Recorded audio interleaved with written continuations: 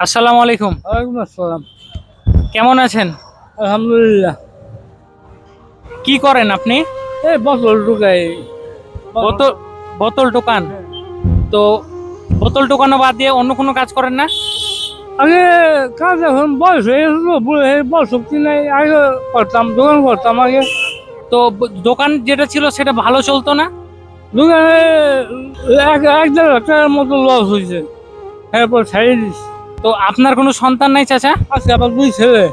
দুই ছেলে? ওরা কাজকর্ম করে, ওদের কাজকর্ম করে আমার টাকা পয়সা দেয় না কিছু। আল্লাহ, আপনার দেশে বাড়ি কোথায়? আমার দেশের বাড়ি মাদারীপুর। এই বোতলটুকে প্রত্যেকদিন কত টাকা পান? এই 100-150 টাকা পাওয়া যায়। এক- 100-150 টাকা মাত্র? এই 500 টাকা আপনার জন্য। আলহামদুলিল্লাহ। খুশি? হ্যাঁ। হ্যাঁ।